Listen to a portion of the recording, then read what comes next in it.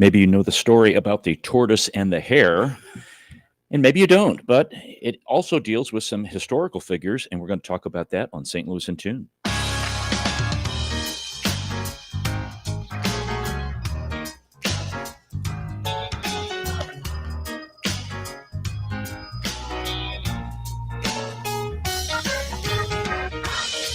Welcome to St. Louis in Tune, and thank you for joining us for fresh perspectives on issues and events with experts, community leaders, and everyday people who make a difference in shaping our society and world. I'm Arnold Stricker, along with co-host Mark Langston. Mark was on assignment last week. Mark, welcome back. It's great to be back. Great to be anywhere, at my age. And the assignment was pretty good, wasn't it? It was. I was with Johnny Rabbit. Oh. Dare I tell you his real name? Ron Els. Yes, Ron Els is right. And Wascally Wabbit. Yeah, he is. He's a funny guy.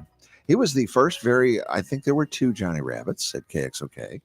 And of course, we're celebrating 86 years on the air in St. Louis. Broadcasting from the studio. Yeah. And he was the first Johnny Rabbit to be there. And he left when he left KXOK, he started KSHE 95. Oh, I didn't know that. Yeah. If you knew, yeah. Wow. And I worked with him at WIL Radio as he was Johnny Rabbit there. Okay. And he never tells anyone how old he is. He's old enough. He is. I know. It's like, how old are you now, Johnny? Oh, no, he won't tell you. It's just the funniest thing. I know. Like several days over 29. That's it. How many times have you been 29? So it was, he is a historian. We should have him on the program, I think. He knows a lot about St. Louis, a lot. I think he's even written a couple of books about St. Louis. He's just a wealth of information when it comes to that. Well, that's cool. And a fine fella, too. That's He's doing things that, one last thing, I'm just going to take the whole show talking about Johnny Rabbit. He's doing some things at the History Museum coming up, and he does that quite regularly. St. Louis discussions? Yes. Okay. That's what it all is about. Okay. That's all I got. I mean, so folks, if you want to check that out, I'm sure you can go to the History Museum website, and I know under their events, they have a calendar of those kinds of things that take place there. So check that out. So we're glad that you have joined us today. We want to thank our sponsor, Better Rate Mortgage, for their support of the show, betterratemortgage.com. You can listen to previous shows at stlintune.com. Please continue to help us grow by leaving a review on our website, Apple Podcast, or your preferred podcast platform. Our return to civility today it's very applicable, because in the news recently, there was a situation involving a parent and a coach.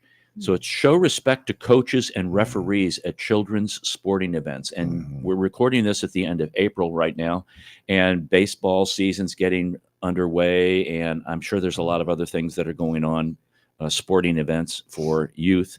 But these men and women are often volunteers. Give them the benefit of the doubt. They are doing the best they can and are trying to be as fair as they can under the circumstances. And when people are yelling at their kids to do X, Y, and Z, and then yelling at the coaches to do X, Y, and Z, and why isn't my kid playing? And then yelling at the referees or the umpires to do X, Y, and Z. It just is a stressful, not a fun time. It's a stressful time. Yeah. So never got that. Why? I never did either. Come on. We're here to have fun with the kids, and you're going to yell at somebody like that. But my kids got to win. They're the best. They're the best thing since Jackie Robinson or Roberto Clemente or Stan Musial. It's a disease. Yeah, and it's been with us for quite a while. Yeah, that's a good way to put it. A disease. It really is. So show respect to coaches and referees at children's sporting events. Well, our guest here is going to tell us a little bit about the historical tortoise and the hare, and it's not what you think it is. Jan Jacoby's always been a teacher. He's also an author. For 50 years, he served as middle school head and taught English at 3 schools. He currently teaches courses at Washington University's Lifelong Learning Program.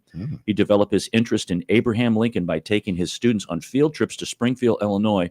His first 2 Lincoln books, Lincoln and Douglas, Lincoln in Springfield and Young Lincoln, Lincoln in Springfield and Young Lincoln, both won Nautilus and Best of Illinois History Awards. His mission is to give young adult readers a human portrait of Abraham Lincoln. Jan, welcome back to St. Louis in Tune. Well, thank you, Arnold. It's great to be here. You know, so who are the people involved in the tortoise and the hare race, from your opinion, as it Well, relates to Abraham Lincoln? Well, first of all, Abraham Lincoln loved Aesop's fables. He loved them as a boy into his adulthood as well. In this particular case, Lincoln is the tortoise. He sort of waddles along, plods along, and Douglas is the hare who rushes to the front and comes a cropper.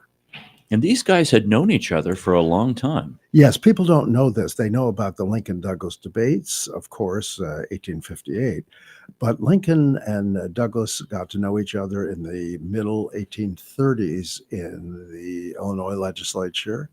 And then they actually were a group of friends, with a group of friends in Springfield. It was called the Springfield Coterie, and they gave parties, and the young rising men would meet the young women who'd come in from the country to be in Springfield to catch a husband. And Douglas and Lincoln were party boys together. And they both partied for didn't Mary they? Todd. That's correct. What? That's correct. Yep. Douglas was very interested in Mary Todd. They made a lovely couple on the dance floor. Lincoln was a clunky dancer. In fact, he said to Mary Todd at one point, "I want to dance with you in the worst way." And she said, "Well, you did." I love it. That's hilarious. That is pretty funny. That's pretty funny. I know. Yeah. Your books. Okay, Yeah, sorry. there you go. Aruga. I know. Your books are generally suited for what age level? And I know you talk about that. It's like a crossover kind of deal. Yes. Thanks so much for asking me that. They started, the Young Lincoln was really for middle school on into early high school, because I have been a middle schooler. I was a middle school teacher for all my life. But with Lincoln and Springfield and with Lincoln and Douglas, it's become more what's called a crossover, which means it's also something that adults can appreciate as well. It's not that the language gets more complicated, although this book has Lincoln's own words in it, but it's that the story deepens. Lincoln's life becomes more complex, and so I would say probably for Lincoln and Springfield and Lincoln and Douglas, it tilts more towards high school, but a very good middle school reader could be fine with the books. And it's historical fiction.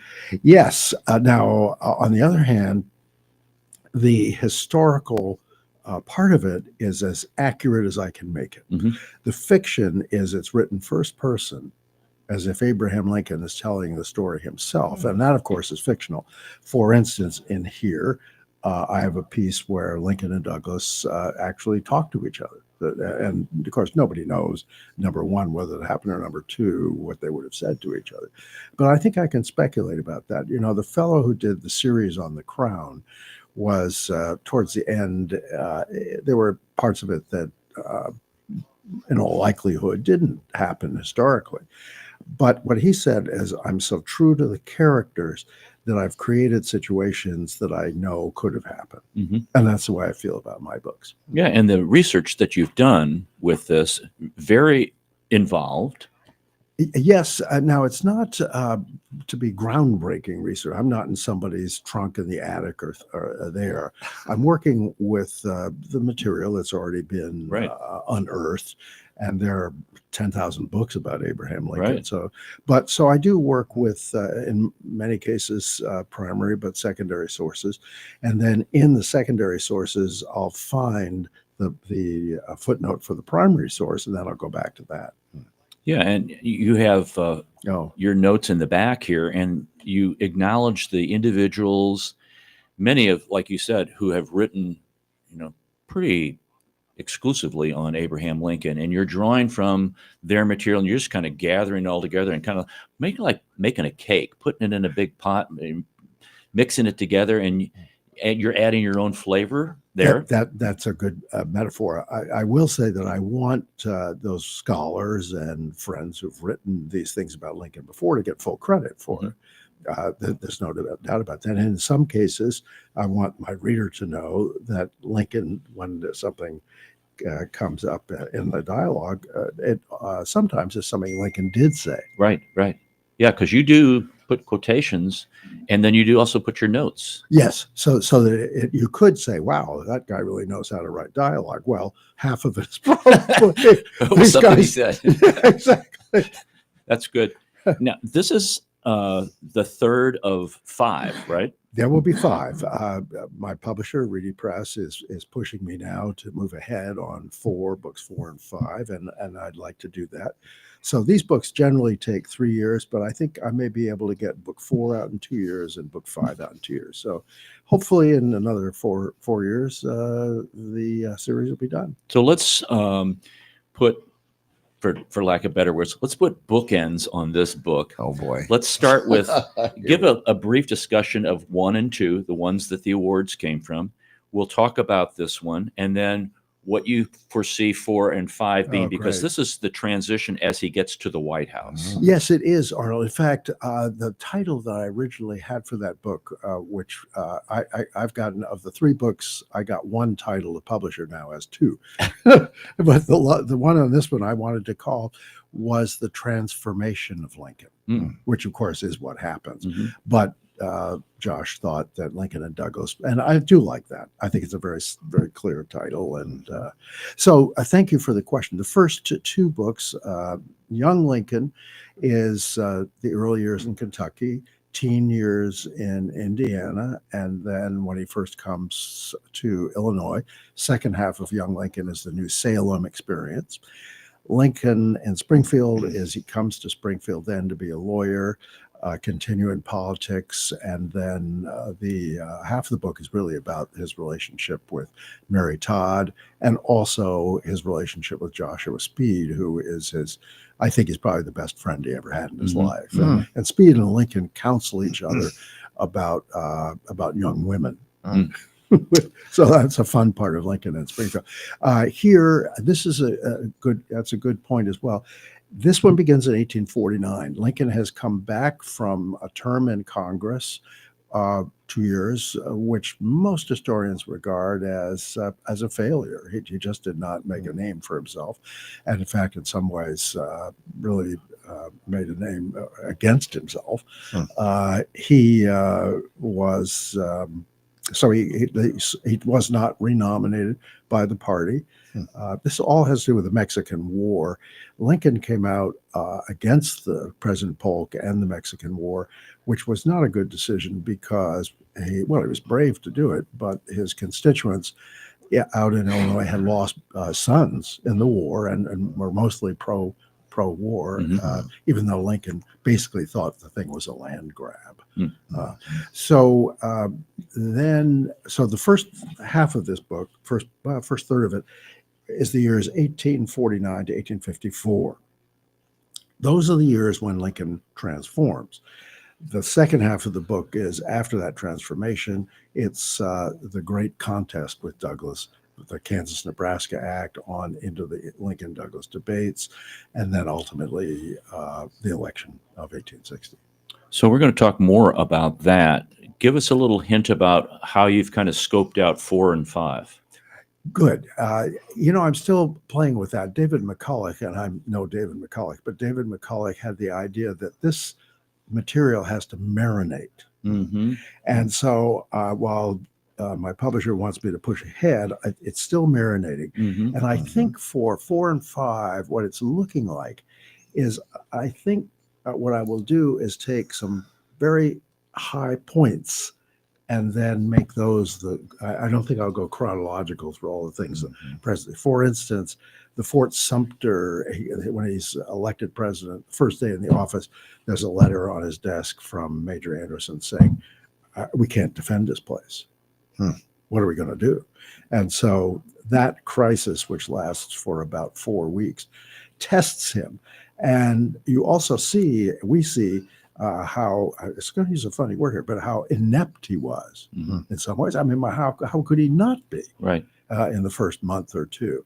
But he comes through that, weathers it, and then I think the second thing, that second chapter or set of second where I'll move to is the Battle of Manassas, and that's the first battle, and that's where he really, when the boys come back into Washington, are wounded and are dead. I mean, I think he has a deeper sense of what's now this is going to be. Mhm. And the thing that's so important in him as president is that the deepening of him, the growth in his character, and almost transcending human bounds. In some senses, I mean, he becomes a prophet. He becomes a messiah Mm. to some. Yeah, because you can read about transformations, probably not, it might be too strong of a word. You can see his thought process and his character and his attitude towards slavery. Like everybody thinks he was anti-slavery. He really was not at the beginning. And you can see this transformation now in contrast with Douglas. He was. Yes, a good point. And in the debates, for instance, in the Alton debate, Douglas, in fact, it's not a bad thing just to read what he said, which is really quite short here and is actually. Um, While you're finding that, Yeah. this is Arnold Stricker with Mark Langston of St. Louis in Tune. We're talking to Jan Jacoby. He's author of the third book of 5. There's 4 and 5 to come out. It's called Lincoln and Douglas. It's published by Reedy Press. So you can go to reedypress.com to get a copy of the book. Well, thank you, Arnold. These are Douglas's words in the closing argument at Alton. I hold that the signers of the Declaration of Independence had no reference to Negroes at all when they declared all men to be created equal. They did not mean the Negro, nor the savage Indians, nor the Fiji Islanders, nor any barbarous race. They were speaking of white men. They alluded to men of European birth and European descent, to white men and to none others when they declared that doctrine. I hold that this government was established on the white basis. It was established by white men for the benefit of white men and their posterity forever, and should be administered by white men and none others. Now that Douglas holds to that all the way through. Wow. All the way through. Wow. And Lincoln grows into his closing words at Alton, and they are really where he comes out and says that slavery is a moral wrong. Mm-hmm. He's never said, he hasn't really been, he's gone to, in 1837, he says it's bad policy and injustice. Well, it's just not too bad at that time. But in 1858, he is saying that this is clearly a moral wrong. You know, it's interesting when I found out that Douglas was born in Vermont and then went to New Hampshire. We did a show on Thaddeus Stevens, and we spoke to the author about that book. And Stevens was from that same vicinity up there. I know Thaddeus Stevens was a little older than Douglas, but the fact that there's like 2 different polarities of going on, and they kind of come from the same region. It's funny because as I learned more about Douglas, I wanted to like him. Mm-hmm. He's charming. If he were in the room here, he'd be entertaining us. He was a political genius. He could just move coalitions around like nobody else. And again, it probably, if it hadn't been slavery, hadn't been around, he would have been one of our greatest presidents. There's no doubt about it. But so to me, it's this horrible blind spot. As I read to you there, he's clearly a racist to the nth degree. And I had a Lincoln friend, a couple of them, one black and one white, and to them both I said that, I'm just so upset about Douglas's racism. And they both of them said to me, Jan, they all were. They all were.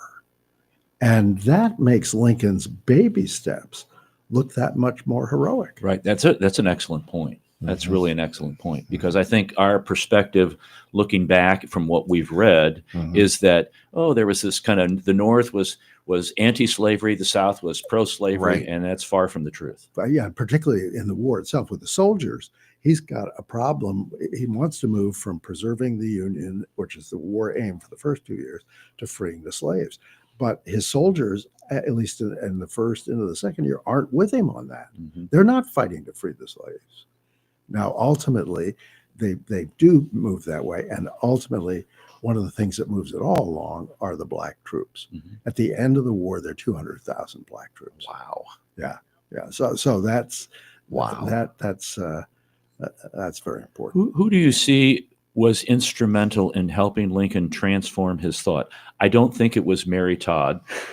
You know, I know she was dancing with he Douglas. had close relationships with a lot of people, and then his cabinet was pretty much everybody that he ran against in 1860.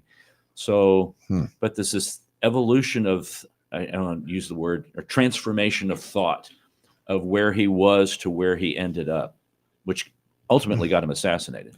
Yes, I think he does it himself. Okay. It's himself, and what will happen, and this actually is a message for young people, is that you'll see Lincoln as he evolves, becoming more and more alone. You can't imagine anybody more alone than President of the United States. But this goes back into the first two books that I have. Lincoln, one of the things Lincoln learned, and you do on the frontier, was to be alone. Mm-hmm. And he wasn't uncomfortable with it.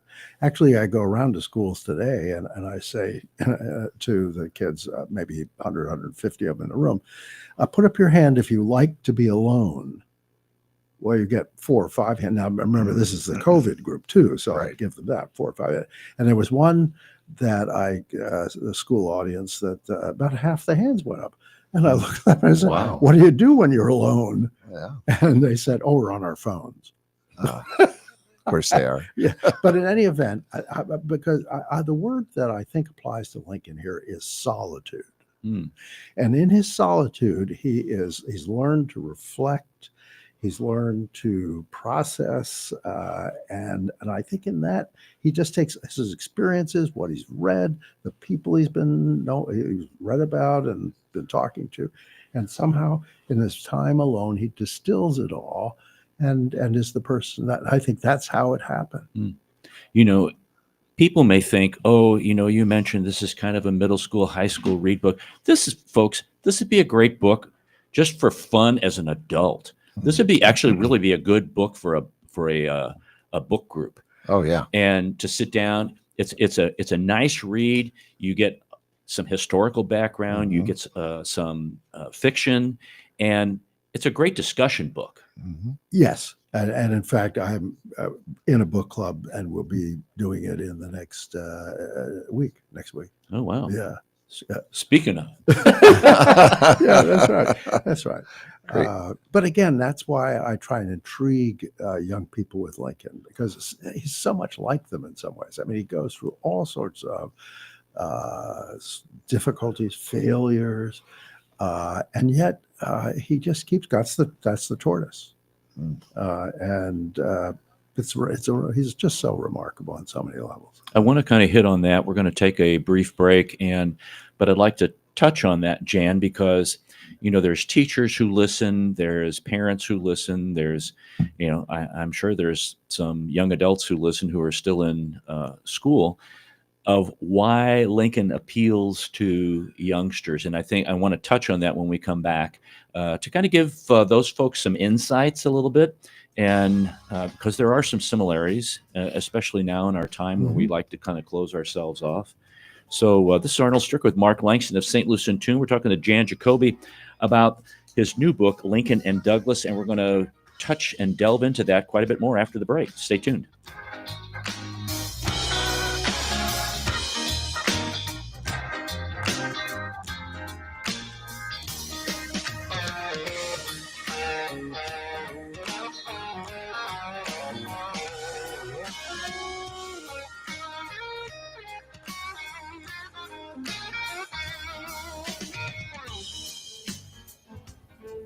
This is Arnold Stricker of St. Louis In Tune on behalf of the Dred Scott Heritage Foundation. In 1857, the Dred Scott decision was a major legal event and catalyst that contributed to the Civil War. The decision declared that Dred Scott could not be free because he was not a citizen.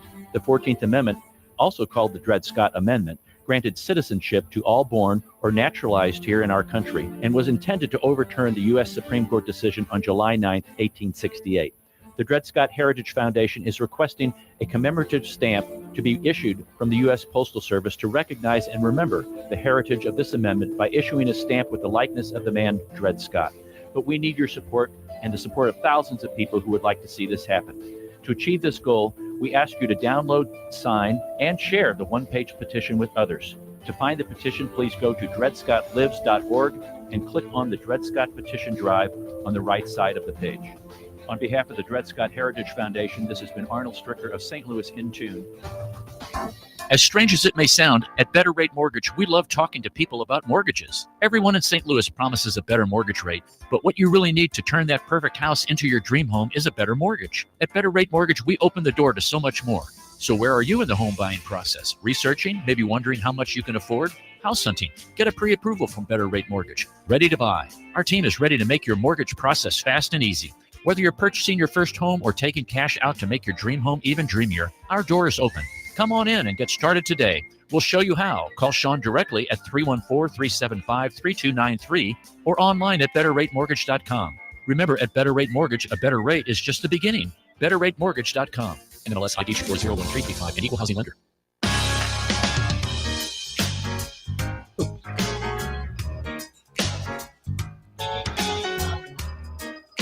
Welcome back to St. Louis In Tune, folks. This is Arnold Stricker with Mark Langston. We have Jan Jacoby in studio. He's talking about his new book published by Reedy Press, Lincoln and Douglas.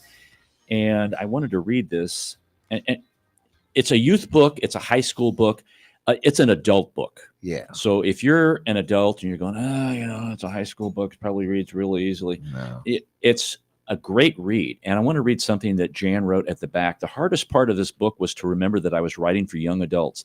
And some adults can't even read very well. So I'll just leave it there. No. I wanted them to know the history of the 1850s and the issues that tore the country apart, but I didn't want to overwhelm them.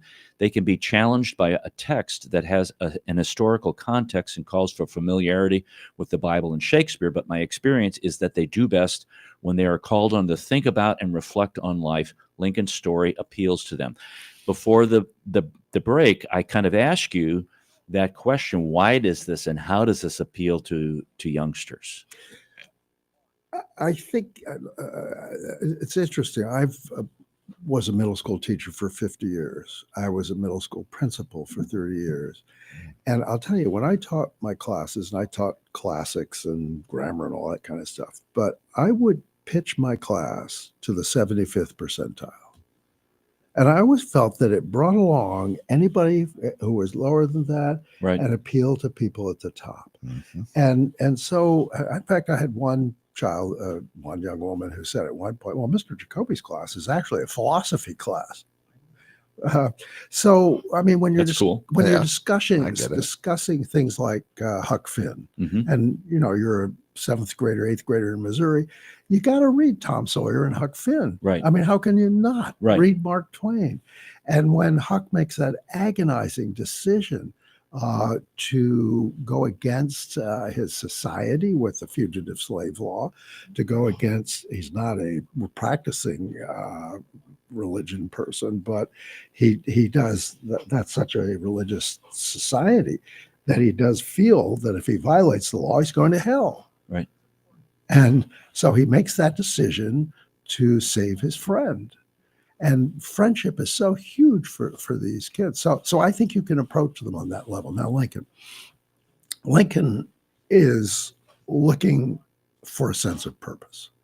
He senses that he really, as a young person, that there's something that he's called to do. I love the idea of vocation anyway. But so Lincoln is called, and he's just not sure what it is.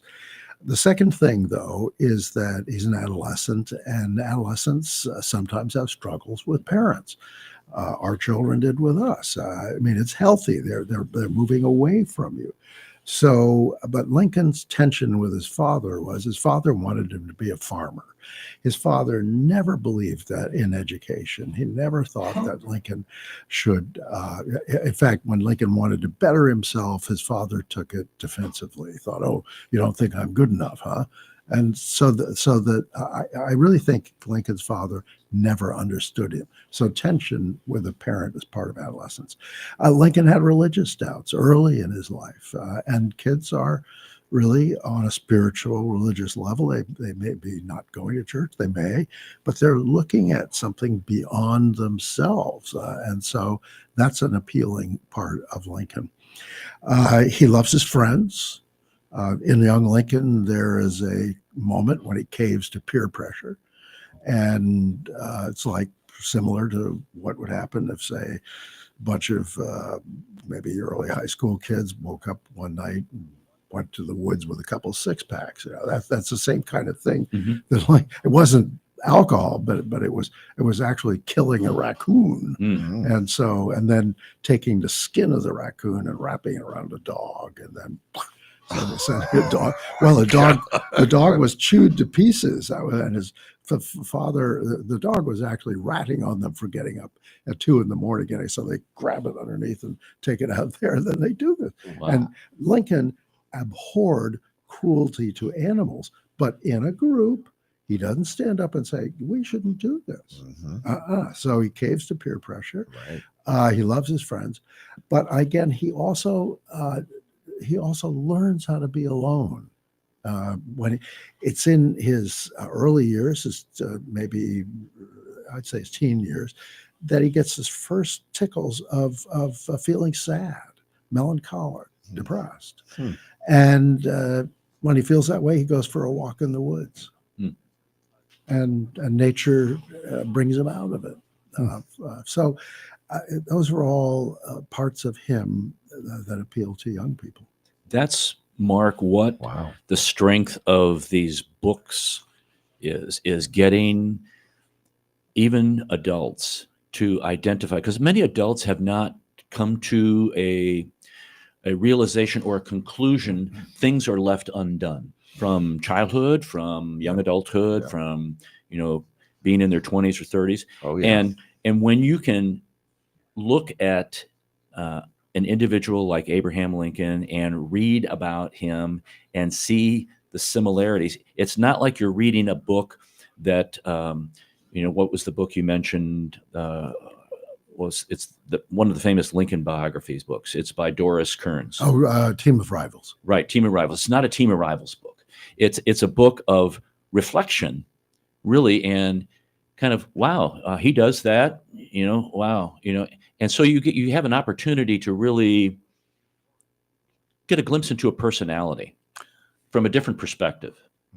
No, 100%. And I think the thing is that for young people, they can be exposed to that and find out that not only is it healthy, but it's essential to becoming a whole person. Right. That's a good point. Now, you are going to be doing some book signings, and I was surprised. You're moving to Springfield, Illinois for Yeah. for a while. You're going to be tearing up 55 there. Wow. Actually, you could take the train up there. I did. It stops right in the middle of town, Yeah. right across a highway. I guess I could read on the way up. Yeah, It's a lot cheaper, too. It It's a is. great book, Yeah. Lincoln and Douglas. You could read on the train. yeah. So Jan's going to be at the Lincoln Home National Historic Site, a book signing May 24th, the 31st, June 7th, June 21st, June 28th, July 5th, and July 12th. He's going to be, blazing a trail up there. And really, the train, folks, if you live in St. Louis, get in the train. You could pick it up at Kirkwood. You could pick it up downtown at Union Station. Right. It's like an hour and a half, 2 hours to get up to Springfield. They stop right there by the train station. Yeah, sure. And it's kind of funny because the train straddles this 4-lane road. It's like, are we going to get hit here or what? and it's not a very far walk to the Lincoln home from there.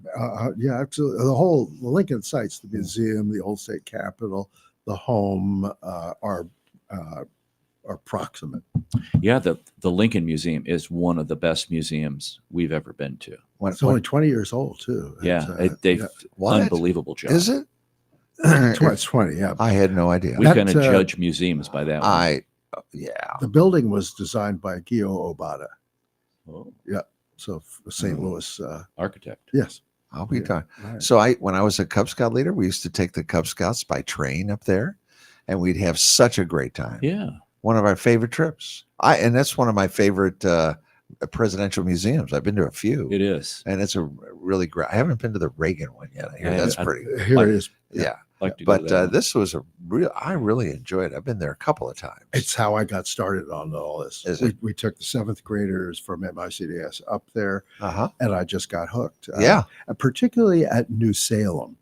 Interestingly, that's Hmm. the reconstructed Mhm. frontier village. Okay. Yeah. And you walk around there. Is that what it's called? Okay. Yeah, and right. so I get a real feel. It's funny as I drive up. I should take the train. You should. As I drive up, I've always, as I get closer to Springfield, and you're in the prairie there, Mhm. I get a sense of him. I think he's a prairie person. Yeah. Mhm. I think he's Uh-huh. deep, and I think he's broad, and I think the Mhm. prairie really is where he became himself. So as I got closer to Springfield, I thought, but he's not here. Right. He's in Washington. Right. In my Right. story, Right. he's gone. When I have to go to Washington to get a sense of Lincoln, and Yeah. I don't think anybody can get a sense of anything there. No, No. not anymore. Yeah, right. I know. The only place you get a sense of is Ford's Theater, and I can't bear to go. Oh, have you been? Have you been to Fort You Stewart? know, the one time I finally said, "Okay, I'll do it with my family." It was closed for remodeling, Ah, but we did go across the street did you? I was to going to the ask Peterson that. house, Yeah, that and was, then that. Of course, that was a very sad story. it's, too. it's awful. I But know. I just, How long? although it's funny.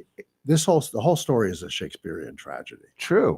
It That's really- right. And Hamlet is in there too. No way. Hamlet's well, no, it's important because it's interesting. Lincoln's campaign manager is David Davis. Mhm. Davis had an effect on Lincoln. They were very close. He was the judge on the circuit, this law circuit that they went through. They became very dear friends. And so at one point, Davis says to Lincoln, he's up in Bloomington, he says, "Come on, there's a traveling group doing a Hamlet. Let's go to a Hamlet." So they go. And so when it's all over, they go back to Davis's study, and they put their feet up. And so Davis said, "What'd you think?" And so Lincoln unfolds this idea that Hamlet is a martyr, that in fact, the only way the rottenness in Denmark can be cured is by somebody's sacrifice. Mm. And that is Hamlet. It's just coming to grips with that. And Davis listens to all this and says, "I still think he's a ditherer." That should be your word for the day. Yeah. Ditherer. A ditherer. Yeah. Yeah. You mentioned something I thought was hilarious. Talking about the publisher, talking about your editor. Oh, the editor. Oh, no. By the way, that's absolutely true. In this book, first of all, you cannot write a book and have it be successful without an editor. You need an editor, and mine has been with me now through 3 books. Well, I wrote the first part of this book. My publisher always wants me to have an outline, and he finally pries it out of me. And when he gets it, he says, "Oh, throw it away and just be yourself. Well, just just be you." And so I went ahead and did that. And so we sent it up to the editor, and she said, "I don't think this is the same person that wrote books 1 and 2. And she said, and I spent a month writing this wonderful chapter about Lincoln and the other lawyers on the circuit going around Illinois. I just perfected that chapter. And she said, "I almost fell asleep." Ooh, tough room. Right. Yeah. So, Tough room. so that entire 6 months of work had to be just chopped and reworked. Yeah, and, down the drain. No. that's really true. I know. That's really So what not do you? totally. So Not what do right. you do? You go back, and how do you correct that? Oh, well, you do chop. You just say that chapter's gone. Is it too long, too wordy, too involved with characters? Too or- many. She said too many law cases. Okay. I thought they were all fascinating. Not too many law cases, and also the humor is very 19th century humor. The jokes, it's too in. It's almost Gotcha. Yeah, what Josh calls inside baseball. Okay. So you don't do it. Then you really look for what's left. You look for what you like in that, and you build around that. And so when I went back to her, she said, "This is the same guy." Right. Interesting. Back on the beam. I get it. Now you've been doing really investigating. You said for Lincoln for like 20 years. You've been involved with him, really excited about him. And the first book came out roughly 2018. Okay, 18. So 7 years ago. So over the course of those first two books, which by the way, they were award-winning books, and congratulations, Jan. Was it the plan, Jan, to do 5 books from the very beginning?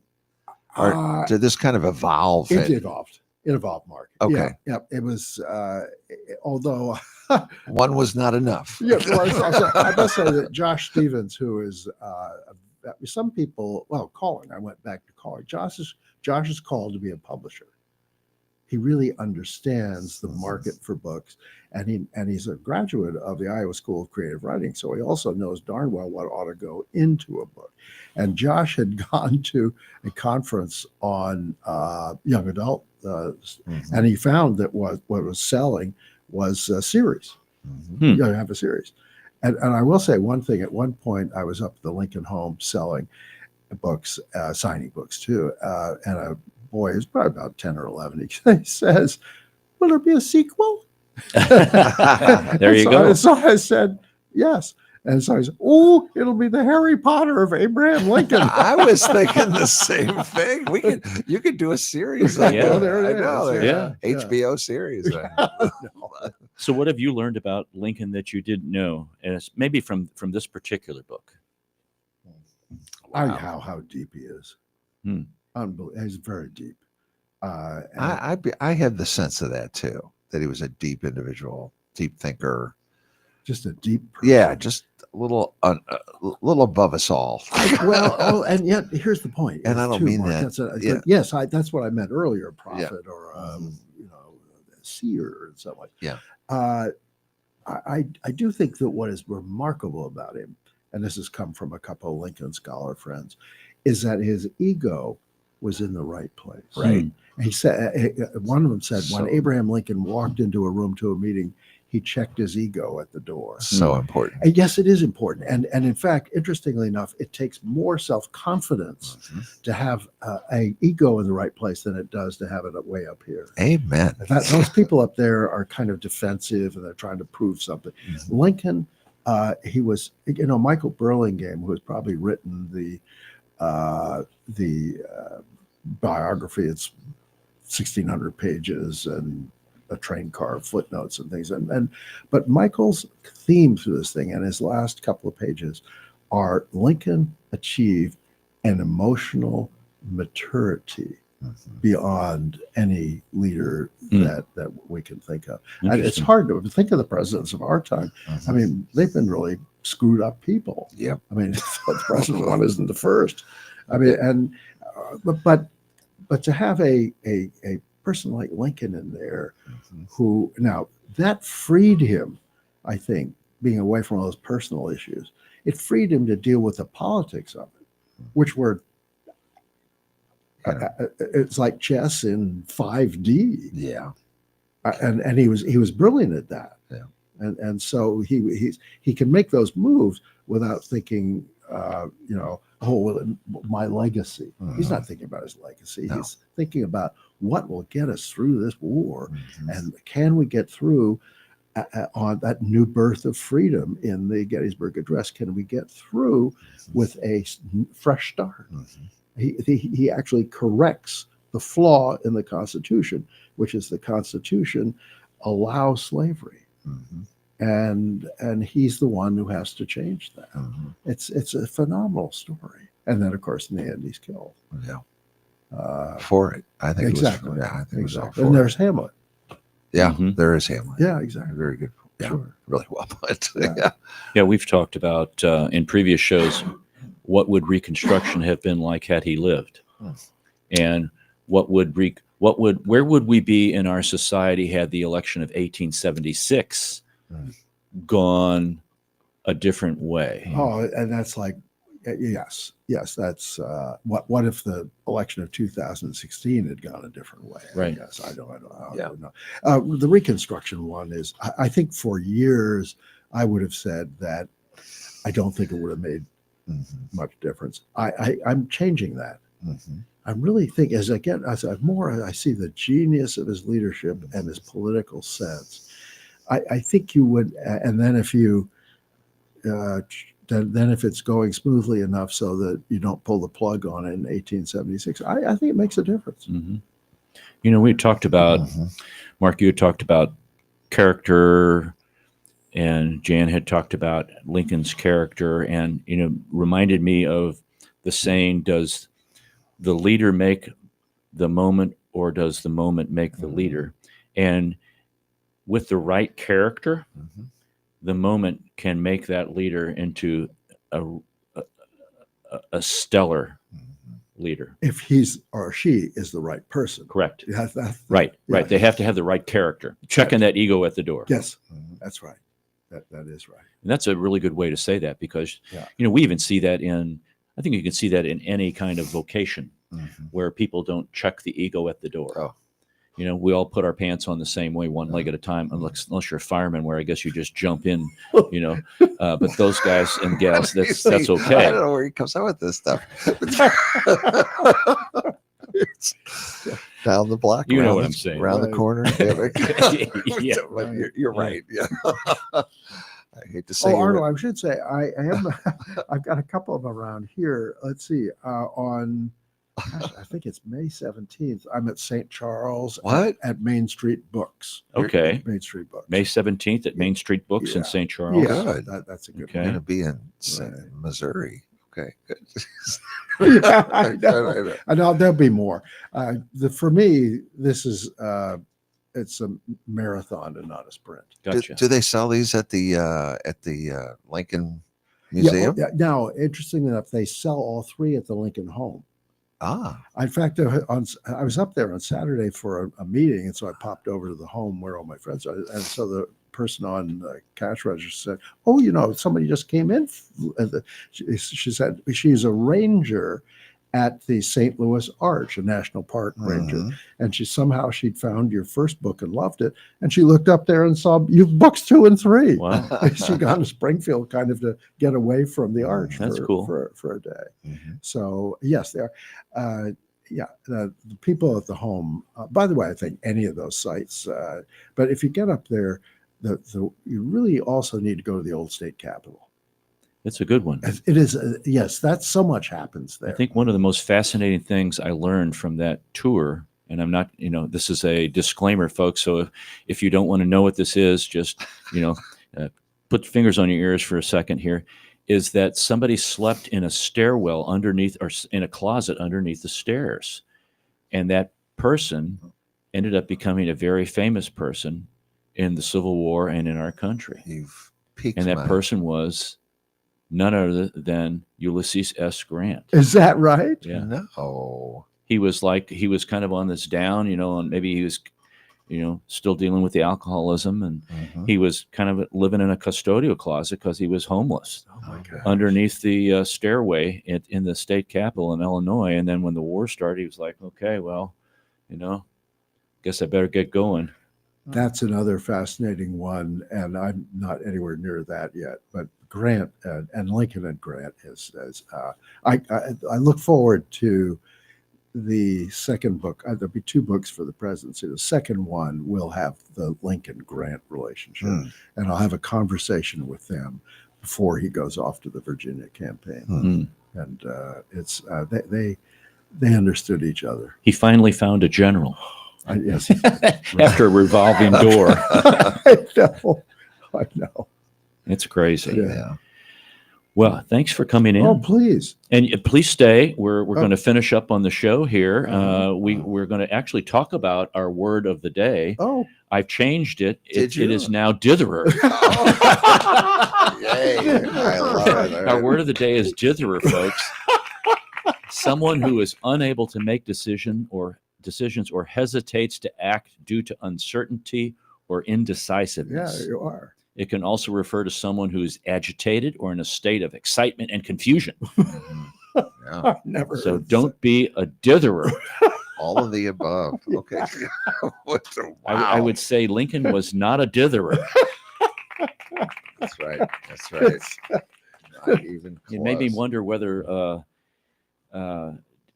Douglas had a little man complex too. Oh, golly. Although he was, for the time, they were about the normal height was about 5'6", 5'7". He's 5'4". Lincoln is the one who's the, Yeah. the 6'4". yeah, no. Mhm. That's crazy. Yeah. it is. Okay, so Jan, we at the end of the show we do two things. Mark talks about the days of the day, Mhm. There's a couple good ones. and I give some humor. Mhm. So go ahead, Mark. Okay. What days? What is today? One of the days of today, this is Congress working hard. National Supply Chain Day. Go figure. Oh my gosh. I won't mention the word tariffs. National Supply Chain Day is celebrated on April 29th every year to make the binding importance of the global supply chain in the everyday lives of people. Oh wow, How do you like that? wow. What do you? I mean, That's a big deal. it is a big It deal. is a big deal. Huge. It is. We're just playing with fire here. International Dance Day. Speaking of Douglas dancing Yeah. and Mary Todd, Yeah. I know. A Day of Trees. Okay. I cut them down around the house. I don't know. I love trees, but not around my house. I don't know. Yeah. Let's see. National Shrimp Scampi Day. Ooh, You like shrimp scampi? I like shrimp. Mm-hmm. Let's see. If I got National. Here's one. What would you do without this? National Zipper Day. Oh, yeah. We take many things in life for granted, but the humble zipper is not one of them. It we should beats take for Velcro granted. sometimes. Yeah, that's for sure. Let's see. We jump the world day. Jump the world. I don't understand that one. World Wish Day. Stay hopeful and happy, and wish for something good to happen in the world. Okay. Like wish for peace. Peace on That earth. the supply chain would be uninterrupted. Wouldn't that be? You're just so wrong. I know. The Secret Service is outside waiting to talk to you. International Guide Dog Day is coming up. Okay. Yeah, that's something. I saw one the other day. Did you? Yeah. Don't pet them. You're not supposed to pet them. No, I want to every time I see one. they're on a mission. I know. They have a Interesting, job. interesting. And then the comfort dogs, is that what they call them? The dogs that you take on the airplanes with you? A comfort hamster. Yeah, no. I know. We've smuggled them into hotels under that. so- Have you? Denim Day is coming up. Healthy yeah. Kids Day. We need that. Let's see. Anything else? Military Brats Day. Mm, I was a military brat, I think, a little bit. Okay. My dad was in for 30 years for Wow. crying out loud. And then there's so many. Where do you start? But let's see. National Bugs Bunny Day is coming up. National Larry Day, if you know anybody named Larry. And then National Adopt a Sheltered Pet Day. okay. That's Yeah, a I good think- thing to do. That is. And name it Larry. You've done it. You've done that many times, haven't you? We have. So like- when is the president's birthday? So we can find out when we get a national holiday. Wow. I don't even know his birthday. Oh, I can't look it up. No, my Google won't let me look it up. I'll try later. I'll let you know later, Jim. Oh You know, man, Mark, I don't always carry all the groceries on one arm, but when I do, my keys are always in the wrong pocket. that's so true. It happens to me every time. You know, and the main function of the little toe on your foot is to make sure that all the furniture is in place in the house. Yes. Oh, yes. I just helped my neighbor bury a rolled up carpet in the woods. Her boyfriend would have done it, but he's out of town. Wonder where he is. A man loses 3 fingers in a work accident, and at the hospital, he asks the doctor, "Will I be able to drive with this hand?" The doctor replies, "Maybe, but I wouldn't count on it." What is this? I know. Where did I know? I have to And finally, this is not finally, but my winter fat is gone. Now I have spring rolls.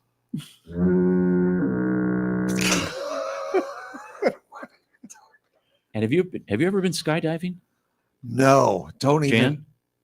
No. No, you're like Arnold. So goes, I no. went skydiving for the first time. This guy strapped himself to me. We jumped out of the plane, and as we plummeted, he said, "So how long have you been an instructor?" Not that long ago. Have you been in one of those moods where you don't really know what's wrong, but you feel really irritated with everyone and everything? Mm-hmm. Yes, I have. Yeah. I know that. Okay. I know what you're talking about. Yes. Let's see. Okay, we're here. waiting for more. I know you've got more there. Yeah, I got to go back. Into, here we go. I don't understand people who say, "I don't know how to thank you," like they've never heard of money. Right. Said money, not accolades. Okay. This is the perfect sticker for people who are going on a road trip. It's a bumper sticker. It says, on the back of the car, it says, "It was $700. I'll be merging now." Ugh, get the horse out of here. What? And finally, my friend Thank forgot. goodness. Wait, finally? Finally, Okay. my friend forgot his laptop on the floor of my room. My grandma thought it was a scale. Conclusion: she weighs $950. Oh, no. Well, that's all for this hour, folks. We thank you for listening. If you've enjoyed this episode, you can listen to additional shows at stlintune.com. Consider leaving a review on our website, Apple Podcasts, Podchaser, or your preferred podcast platform. Your feedback helps us reach more listeners and continue to grow. I want to thank Bob Berthasell for our theme music, our guest, Jan Jacoby, our sponsor, Better Rate Mortgage, and our co-host, Mark Langston. Thank you, folks, for being part of our community of curious minds. St. Louis In Tune is a production of Motif Media Group and the U.S. Radio Network. Remember to keep seeking, keep learning, walk worthy, and let your light shine. For St. Louis In Tune, I'm Arnold Stricker.